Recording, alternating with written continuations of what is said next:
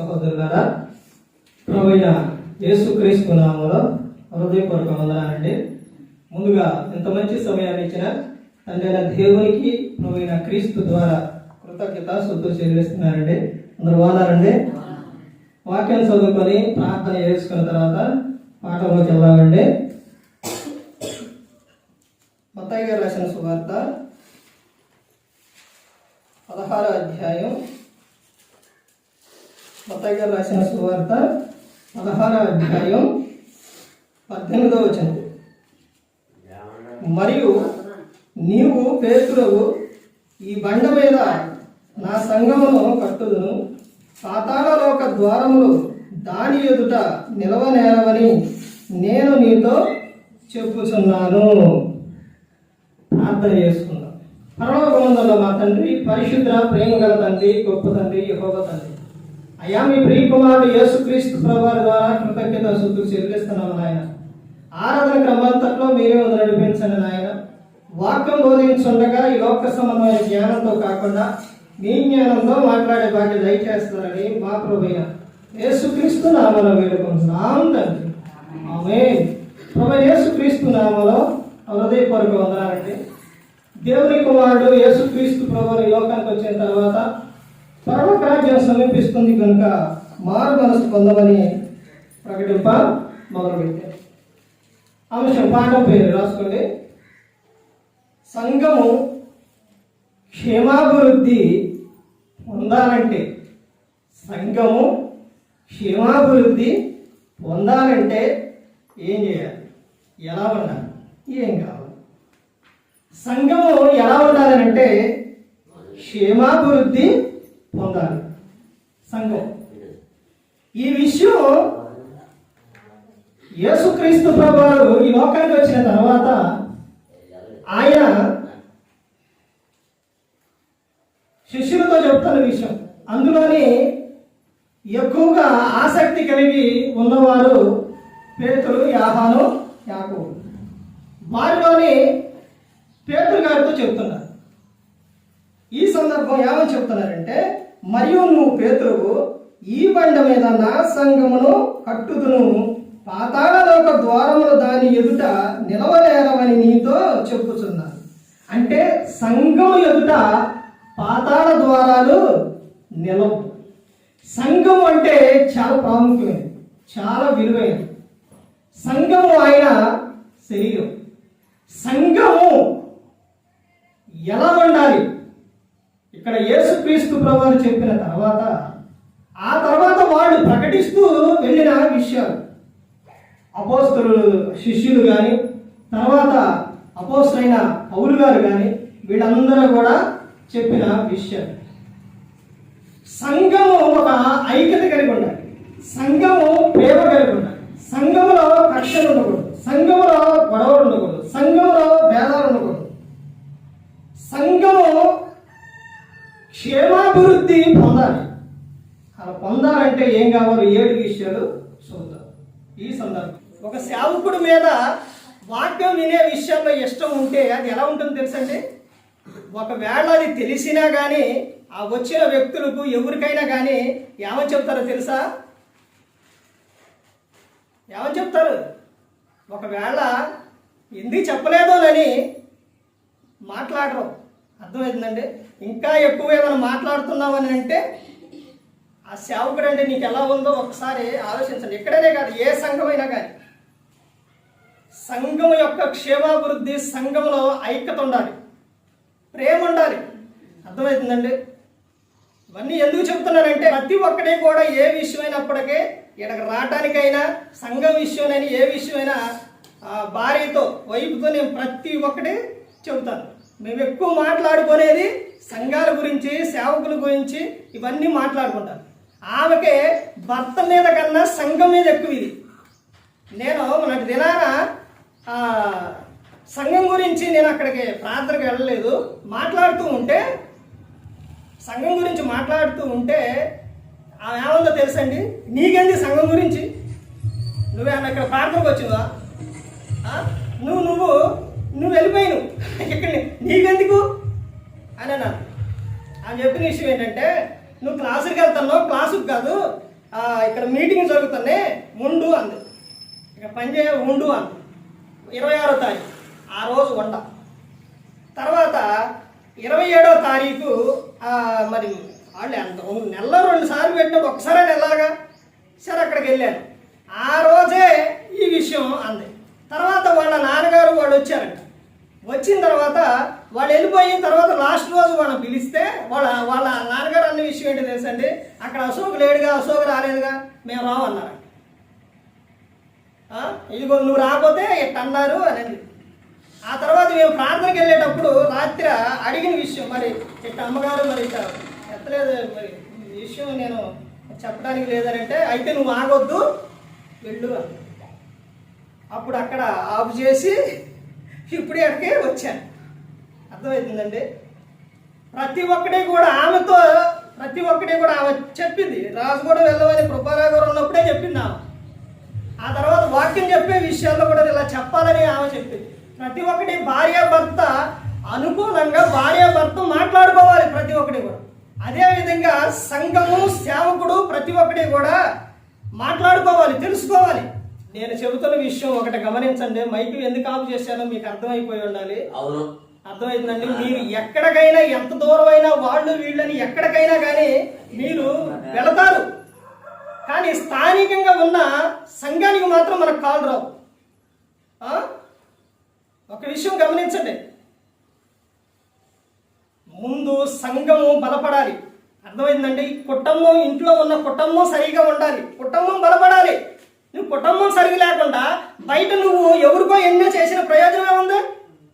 ఎక్కడికో వెళ్ళి ఏదైనా చేసిన ప్రయోజనం ఉంది? వెంకటేశ్వర గారు అని పెద్దోళ్ళు ఒకటి చెబుతారు ఒక విషయం. ఏంటంటే చాలా మంది ఏం చెబుతారంటే ఈ విషయం, ఇంట్లో ఉన్న వాళ్ళు బయట పనికి వెళ్తూ ఉంటే, ఇంట్లో ఏదైనా పని ఉంటే ఈ పని చేయకుండా వాళ్ళకి వెళ్తారు. అరే ఈ పని చేసుకుంటే బాగుంటుంది కానీ ఆడకెళ్ళి చేస్తే ఏమొచ్చిందిరా, ముందు ఈ పని మన పని మనం చేసుకోవాలి అని చెబుతారు. అర్థమైందండి. ఒక్కడ గమనించండి. ఈ సంఘం కట్టడానికి కృపారావు గారు ఎంతగా బాధపడ్డారో మీరు చెబుతూ ఉంటే, అమ్మగాని మీరందరూ చెబుతూ ఉంటే ఎంతగా నాకు చాలా ఏడుపు వచ్చింది. ఎన్ని బాధలు పడ్డారో, ఎంతగా ఇదిగా ఉన్నారు. మీరు ఎలా ఉండాలని అంటే మీరు ఐక్యత కలిగి ఉండాలి. మీకు విషయం చెప్పారండి. నాకు ఇది లేకపోతే వర్షానికి కానీ మంచుకి కానీ వచ్చేటప్పుడు దీని ప్రభావం కూడా దేవుని మాట వినకుండా చేయమంటే నాకు జరిగింది రండి. ఎక్కువగా సినిమాలు మూవీలు చూసేవాడిని. మూవీ చూడటం వల్ల మనకు ఆనందం వస్తుంది అనుకుంటారు, కానీ సినిమాలు చూడటం వల్ల దానివల్ల ప్రమాదం వచ్చింది.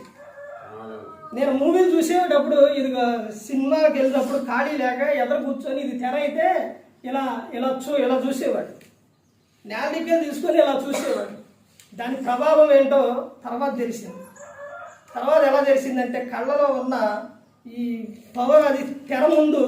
ఆ తర్వాత ఏం జరిగిందంటే నేను మంచం కూర్చొని టీవీ చూస్తుంటే, మా టీవీ పెద్దదండి, ఆ టీవీ చూస్తూ ఉంటే కరెంట్ పోయిన తర్వాత కట్టేద్దామని పోయి ఇలా బట్టలు ఇలా నొక్కబోతుంటే అదంతా జుమ్ము లాగుతుంది, ఆ టీవీ లాగుతుంది. అప్పుడు అర్థమైంది నాకు కళ్ళలో ఉన్న ఇదంతా కూడా ఆ సినిమా తెర కరెంటు పవర్ ఏమైపోయింది, లాగేసింది. ఇప్పుడు ఇక్కడికి రావడానికి మంచు వచ్చింది అనుకోండి, ఇలా పెట్టుకోవాలి, ఇలా పెట్టాలి కాదు. అర్థమవుతుందండి. ఇలా పెట్టుకొని రావాలి, ఇలా పెట్టుకొని వస్తే ఇంతవరకే కనబడిద్ది, ఆ ఎదరేం కనపడదు. వాన వచ్చింది అనుకోండి, ఇక్కడ తూడుచుకోవాలి. ఎంత ప్రయాసతోని మీ దగ్గరకు వచ్చేది ఎందుకు ఆలోచించండి. కళ్ళు కనపడకపోయినా ఎంత ప్రమాదమైనా ఎందుకనండి వచ్చేది? సంఘం బలపడాలి. ఎన్ని ఆపదలు వచ్చినా కానీ ఎలాంటి పరిస్థితులనైనా మీ దగ్గరకు వచ్చేది ఎందుకు? ప్రతి ఒక్కడో గమనించండి. మీరు ఆత్మీయంగా వర్ధిల్లాలి. నా తర్వాత ఇంకొకరు రావచ్చు. అర్థమైందండి. ఎవరు వచ్చినా కానీ మీరు ఆత్మీయంగా ఉండాలి, స్థిరంగా ఉండాలి. సంఘం క్షేమాభివృద్ధి కలగాలి అని అంటే చెప్పే వాళ్ళ మీద, స్థానికంగా ఉండాలి మీద ఇది ఉండాలి.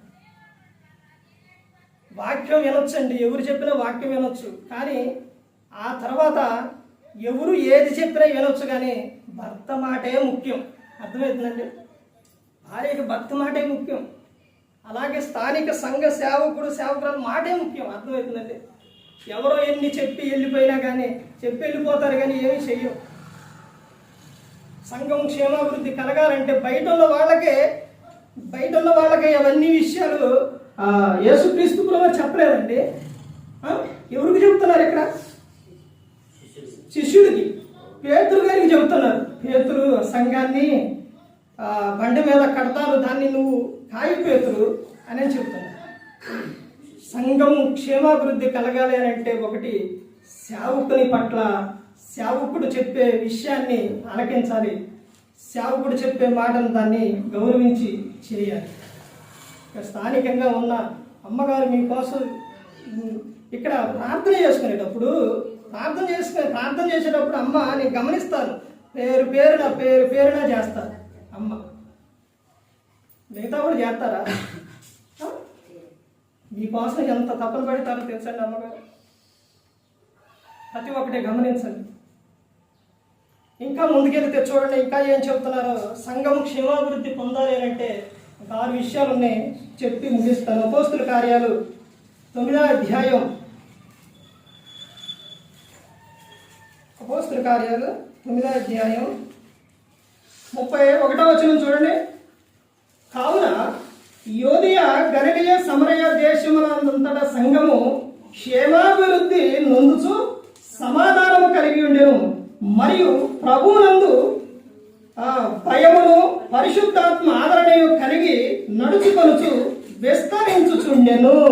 సంఘము క్షేమాభివృద్ధి పొందాలి అంటే సమాధానం కలిగి ఉండాలి. ఏం కలిగి ఉండాలంటే సమాధానం. ఆ సమాధానం కలగాలంటే ఇక్కడ చెబుతున్న విషయం ఏం కలిగి ఉండాలని చెబుతున్నారనంటే మరియు ప్రభువునందు భయమును పరిశుద్ధాత్మ ఆదరణయు కలిగి నడుచుకొనుచు విస్తరించుచుండేది. ప్రభువునందు ఏముండాలి? భయం ఉండాలి. దేవుని యందు భయభక్తులు కలిగి ఉండాలి. సంఘము క్షేమాభివృద్ధి పొందాలి అంటే ఒకటి సేవకుడి విషయాల్లో, రెండోది సంఘములో సమాధానం కలిగి ఉండాలి. ఆ తర్వాత ఇంకా చూడండి, ఆ అపోస్తుల కార్యాలు 14వ అధ్యాయం, అపోస్తుల కార్యాలు 14వ అధ్యాయం 23వ వచనం చూడండి.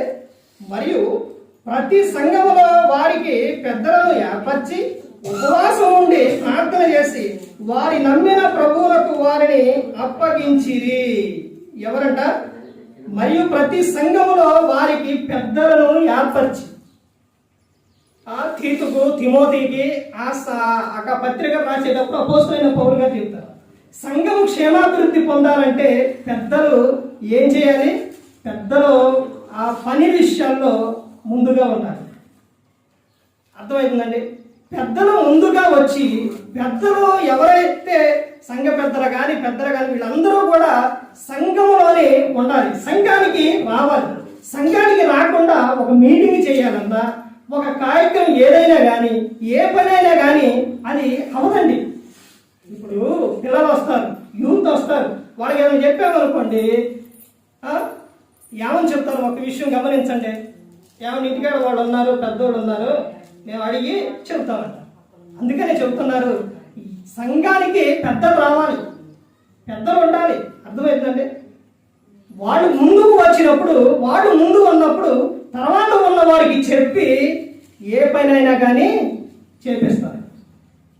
పెద్దలు రాకుండా, పెద్దలు లేకుండా సంఘము క్షేమాభివృద్ధి నొందదండి. ఎంతవరకు అన్ని చోట్ల ఎక్కువ ఎవరు వస్తారంటే స్త్రీలు వస్తారు, పురుషులు రారు.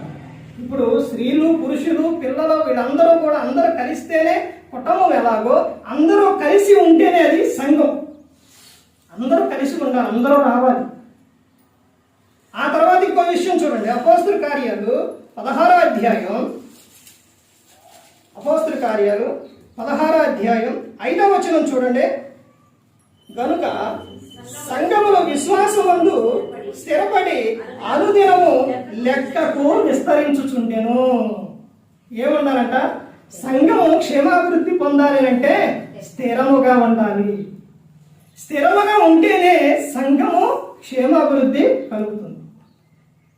ఒకరోజు ఆరాధనకు వచ్చి, ఒకరోజు వచ్చి, ఆ తర్వాత నువ్వు మరలా తర్వాత ఏదైనా ఒక పని ఉంటే ఓకే మానేయచ్చు, కానీ అదే విధంగా మానేయకూడదండి. ప్రభువుకి దూరం అయితే నువ్వు ఎవరికి దగ్గర అయితే తెలుసండి, సాతానుకు దగ్గర అయితే. సంఘము క్షేమాభివృద్ధి పొంది విస్తరించాలి అని అంటే ఏముండాలంటే స్థిరత్వం ఉండాలి. సంఘము స్థిరత్వం ఉన్నప్పుడే ఆ సంఘం ఏం కలుగుతుందంటే క్షేమాభివృద్ధి కలుగుతుంది.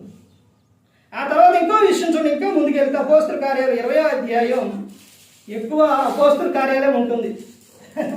మొదలు అదే, స్టార్టింగ్ అదే. కానీ సువార్తలు ముందుగా పెట్టారు, కానీ మొట్టమొదటి ఉండాల్సిన తేదీ అని అంటే అపోస్తల కార్యాలు. ఇది అందుకే చెబుతున్నారు చూడండి సంఘం గురించి. అపోస్తల కార్యాలు 20వ అధ్యాయం 28వ వచనం చూడండి. దేవుడు తన స్వరక్తం ఇచ్చి సంపాదించిన తన సంఘమును కాయుటకు పరిశుద్ధాత్మ మిమ్మును దేనియందు అధ్యక్షులుగా ఉంచెను.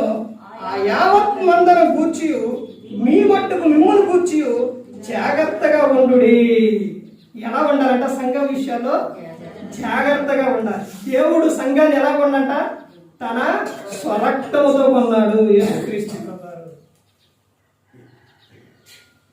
ఆయన రక్తం ఇచ్చి సంఘాన్ని కొన్నారు కాబట్టి ఆ సంఘం విషయంలో ఎలా ఉండాలని అంటే నీ మట్టుకు నువ్వు ఎలా ఉండాలి? జాగ్రత్తగా ఉండాలి. సంఘము ఎవరిది? యేసుక్రీస్తు ప్రభువారు. యేసుక్రీస్తు ప్రభువారు మిమ్మల్ని ఆయన పిలుచుకున్నారు కాబట్టి, ఆయనలోకి మీరు వచ్చారు కాబట్టి ఈ సంఘం ఎవరిది? మీది. ఈ సంఘం విషయాల్లో మీరు జాగ్రత్త కలిగి ఉండాలి. సంఘము అభివృద్ధి చెందాలి అన్ని విషయాల్లో. ఈ రోజున ఫోన్లు వచ్చేయండి, ఆ ఫోన్లోని వాక్యాలు పెట్టడం కానీ, మరి సంఘం గురించి కానీ, ఇదిగో మా సంఘంలో ఉన్నవారు ఇలా, మా సంఘము ఈ విధంగా అని ఆ సంఘం విషయానికి వచ్చేసరికి బయట చెప్పుతూ నువ్వు ఆ సంఘం విషయాల్లో ఏముండాలంటే నీ మట్టుకు నువ్వు ఎలా ఉండాలి? జాగ్రత్త కలిగి ఉండాలి. ఆ తర్వాత ఇంకా చెబుతున్న విషయం, అపోస్తలుడైన పౌలు గారు సంఘము క్షేమాభివృద్ధి పొందాలంటే ఇక్కడ 2 విషయాలు చూసి ముగించుకుందాం. అపోస్తలుడైన పౌలు గారు కొరింథీయులకు రాసిన మొదటి పత్రిక 1వ అధ్యాయం మొదటి నుంచి చూడండి. దేవుని చిత్తం వలన యేసుక్రీస్తు యొక్క అపోస్తలుడిగా నుండుటకు పిలువబడిన పౌలును సహోదరుడైన సోస్తెనేసును కొరింథీలో ఉన్న దేవుని సంఘములకు అనగా క్రీస్తు యేసునందు పరిశుద్ధపరచబడిన వారై పరిశుద్ధులుగా ఉండుటకు పిలువబడిన వారికి మనకును ప్రభువుగా ఉన్న మన ప్రభు అయిన యేసుక్రీస్తు నామమున ప్రతి స్థలములో ప్రార్థించు వారందరికీ శుభమని చెప్పి రాయున్నది. అపోస్తలుడైన పౌలు గారు స్టార్టింగ్ లో బాగానే చెప్పింది, వీళ్ళందరూ పరిశుద్ధులు, వీళ్ళందరూ ప్రార్థన చేసేవారు అని పౌలు గారు ముందు బాగానే చెప్పారు. ఇది 1వ పత్రిక, మరి ఎందుకు 2వ పత్రిక రాశారు పౌలు గారు? ఒక దాంతో అయిపోయేది కదా. రోమిలకు రాశారు, 1వ రోమా పత్రిక, 2వ రోమా పత్రిక అని చెప్పలేదే. అక్కడ పత్రిక వాళ్ళకి సరిపోయింది, ఇక్కడ వీళ్ళకి రెండు సార్లు చెప్పాల్సి వచ్చింది. ముందు నేను అసలు ఏ విధంగా సంఘం ఉన్న విధానం ఏ విధంగా ఉంది, పరిశుద్ధులుగా పిలువబడిన వారు, తర్వాత ప్రార్థన చేసేవారు అని అపోస్తలుడైన పౌలు గారు చెబుతూ ఉన్నారు. అలా చెబుతూ ముందుకు వెళ్ళిన తర్వాత 2 పత్రికలు రాశారు, 2 సార్లు చెప్పారు. సంఘము క్షేమాభివృద్ధి పొందాలి అంటే ఏం కలిగి ఉండాలని ఇక్కడ చెబుతున్నారంటే పరిశుద్ధత కలిగి ఉండాలి, పరిశుద్ధులుగా ఉండాలి అని అపోస్తలుడైన పౌలు గారు చెబుతున్నారు. అందుకనే వీళ్ళకి మొదటిలోనే చెబుతూ ఆ తర్వాత ఇంకా మరలా 2వ పత్రిక చెప్పాల్సి వచ్చింది. ఇప్పుడు రాసుకోమని మీకు వచ్చిన కాడి నుంచి చెబుతున్నా. ఇప్పటికి సంవత్సరం అయిపోయింది. సంవత్సరంలోనే ఎన్ని మెసేజ్ చెప్పుకుంటాను నేను క్లాసుల్లో కానీ ప్రతి ఒక్క సందర్భాల్లో కూడా మీకు ఒక అంశం తీసుకొని చెబుతున్నాను. ఏది పడితే అది చెప్పట్లేదు. బైబిల్ అక్కడ ఒక మాట లేకపోతే అది చెప్పట్లేదు. ఒక అంశం మీదే, ఒక పేరు మీదే తీసుకొని చెబుతున్నాను. అలా మీరు రాసుకొని ఉంటే అవి తర్వాత ఆయన ఉపయోగపడి. అర్థమైందండి? ఏది ఒకటి వృధా అయిపోదు. సంఘము క్షేమాభివృద్ధి పొందాలంటే ఒకటి ఏం కలిగి ఉండాలి? పరిశుద్ధత కలిగి ఉండాలి. చివరిగా చూడండి, అపోస్తలుడైన పౌలు గారు కొరింథీయులకు రాసిన మొదటి పత్రిక 14వ అధ్యాయం, సంఘము క్షేమాభివృద్ధి పొందాలి అంటే మొదటి పత్రిక 14వ అధ్యాయం 33వ వచనం చూడండి. 33. అలాగే పరిశుద్ధ సంఘము అన్నిటిలో దేవుడు సమాధానములకే కర్త గాని అల్లరికి కర్త కాడు. అంటే సంఘము క్షేమాభివృద్ధి పొందాలి అంటే సంఘంలో ఏమనకూడదు? అల్లరి ఉండకూడదు. దేవుడు అల్లరికి కర్త కాడు.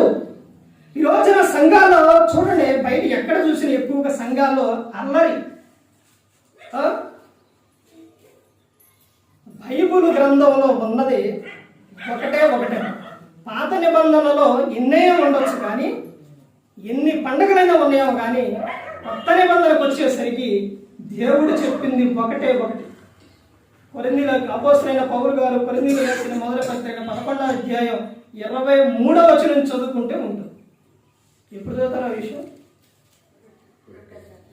వెరీ గుడ్, బాగా చెప్తారు. రొట్టె ద్రాక్షరసం ఇచ్చేటప్పుడు అక్కడ అపోస్తలుడైన పౌలు గారు చెబుతున్న విషయం, ప్రభువును మీరేం చేయాలంట? జ్ఞాపకం చేసుకుంటే తీసుకుంటున్నారు. ప్రభువుని జ్ఞాపకం చేసుకున్నట అదే పండగ క్రైస్తవులకి. మిగతా ఏం లేదు. బాధ కలిగినా లేకపోతే ఎవరికి ఏది కలిగినా కానీ వాక్యంలో ఉన్నది అదే. అర్థమైందంటే పాత నిబంధనలో పులియని రొట్టెల పండగ, పసక పండగ, లేకపోతే ఇంకా గుడారాలు అయ్యని ఇవన్నీ చాలా ఉన్నాయి. కానీ కొత్త నిబంధనకు వచ్చేసరికి ఆయన చెప్పింది ఒకటే, ప్రతి ఆదివారం పండగే. అర్థమైందండి? క్రీస్తుని జ్ఞాపకం చేసుకుంటే అది పండగ. అది కాకుండా మిగతా ఎన్ని పెట్టేసి సంఘాల్లోని ఏం చేస్తున్నారు? అరవటాలు, డ్యాన్సులు, ఇవన్నీ జరుగుతున్న విషయం ఏంటి? అల్లరితో కూడింది ఇదంతా కూడా. అల్లరి అంటే ఇదంతా కూడా. సంఘాల్లో దేవుడు సమాధానంకి కర్త కానీ అల్లరికి కర్త కాడు. అలా చేస్తూ ఉంటే, అలా చేస్తే ప్రతి ఒక్కటి కూడా, ఈ దేహంతో జరిగించిన ప్రతి ఒక్కటి కూడా క్రీస్తు న్యాయపీఠం ఎదుట నిలబడ్డప్పుడు దానికి ఏం చెప్పాలి? లెక్క చెప్పవలసి ఉన్నది. ప్రతి ఒక్కటి కూడా లెక్క చెప్పాలి. చెప్పే సేవకుడు కానీ వినేవారు కానీ ప్రతి ఒక్కటి చేసే తర్వాత ఆ క్రియల విషయాల్లో కానీ ప్రతి ఒక్కటి కూడా లెక్క చెప్పవలసి ఉన్నది దేవునికి, క్రీస్తు. కానీ ప్రతి ఒక్కరు గమనించుకోవాలి. సంఘము క్షేమాభివృద్ధి పొందాలి అంటే ఏంటంటే, ఒకటి, సేవకుడు విని చెప్పే విషయం, వాక్యం విషయంలో ఏముండాలి? జాగ్రత్త ఉండాలి. అది ఇష్టంతో ఏం చేయాలి? ఆ సేవకుడు చెబుతాడో అది నాకు ఆ వాక్యాన్ని నేను హృదయంలో ఉంచుకొని ఆ వాక్యానుసారంగా నడవాలి. యేసుక్రీస్తు ప్రభువు చెప్పారు, శిష్యుని పంపుతూ మిమ్మును చేర్చుకున్నవారు నన్ను చేర్చుకున్నవారు నన్ను పంపిన వారిని చేర్చుకును. నువ్వు సేవకుని మాట అంటే నీకు ఇష్టం లేకపోతే నువ్వు ఎలా వాక్యం వెళ్ళగలుగుతావు? నువ్వు ఎలా మందిరానికి వస్తావు? ఎలా క్రీస్తు మాట వింటావు? ఎలా తండ్రి అనే దేవుని నువ్వు చేర్చుకుంటావు? ఒకసారి ఆలోచించండి. ఆ తర్వాత రెండో విషయం ఏంటంటే, సమాధానం కలిగి ఉండాలి. సంఘము క్షేమాభివృద్ధి పొందాలి అంటే ఆ తర్వాత సంఘంలో ఎవరు ఉండాలి, ఎవరు రావాలంటే పెద్దలు కంపల్సరీగా ఉండాలి. పెద్దలు లేకుండా ఏది కూడా సంఘ క్షేమాభివృద్ధి నొందదు. ఆ తర్వాత మూడో విషయం ఏంటంటే, నాలుగో విషయం స్థిరముగా ఉండాలి సంఘం. ఐదో విషయం జాగ్రత్త కలిగి ఉండాలి. ఆరో విషయం పరిశుద్ధులుగా ఉండాలి. ఏడో విషయం అల్లరి ఉండకూడదు. సంఘం క్షేమాభివృద్ధి పొందాలి. ఈ రోజున నువ్వు చేస్తున్న అల్లరి తర్వాత నీ పిల్లలకి ఆ తర్వాత వెళ్ళిపోతుంది. అర్థమైందంటే నువ్వేదైతే కలిగి ఉన్నావు అదే నీ పిల్లలు కలిగి ఉంటారు. కానీ ప్రతి ఒక్కరు గమనించుకోవాలి, ప్రతి ఒక్కరు కూడా తెలుసుకోవాల్సిన విషయం, సంఘం కోసం ఎంతమంది ఎన్ని త్యాగాలు చేశారు, ఎన్ని బాధలైనా కానీ అనుభవించారు. ఎందుకనంటే యేసుక్రీస్తు ప్రభువు చెప్పిన విషయం. ఇదిగో మీరు సర్వలోకానికి వెళ్ళి సర్వ సృష్టికి సువార్తను ప్రకటించుడి, నమ్మి బాప్తిస్మం పొందిన వాడు రక్షింపబడును, నమ్మని వారికి శిక్ష విధింపబడును అని చెబుతూ ఆయన ఇంకా చెబుతున్న విషయం ఏంటంటే, ఇదిగో మీరు అనేకులను ఎలా చేయాలంటే శిష్యునుడిగా మీరు చేయాలి అని చెబుతారు. ఆయన కావాల్సింది ఎవరనంటే శిష్యులు ఏం చేస్తారంటే ఆయన వెంటే ఉంటారు. ఇంకా ఆయన శిష్యులు ఆయన అంటే ఉన్నారు కదా, ఆయన లేకపోయినా కానీ సువార్తను ఏం చేశారు, ప్రకటించారు. నిజంగా ప్రతి ఒక్కరు కూడా గమనించాలి, ప్రతి ఒక్కరు ఉన్నారు. ఏ ఒక్కరు కూడా నశించి నరకానికి వెళ్ళిపోకూడదని యేసుక్రీస్తు ప్రభువు ఈ లోకానికి వచ్చి మనందరి కోసం శిలువలో తన ప్రాణాన్ని పెట్టి ఉన్నారు. మరి ఈ విధంగా నిలబెట్టి మాట్లాడించిన తండ్రి దేవునికి కృతజ్ఞతాస్తుతులు చెల్లిస్తూ, ఇంతవరకు శ్రద్ధగా ఉన్న మీకు ప్రభు పేట నా హృదయపూర్వక వందనాలు చెల్లిస్తూ ఈ మాట ముగిస్తున్నాను. అందరికీ వందనాలండి.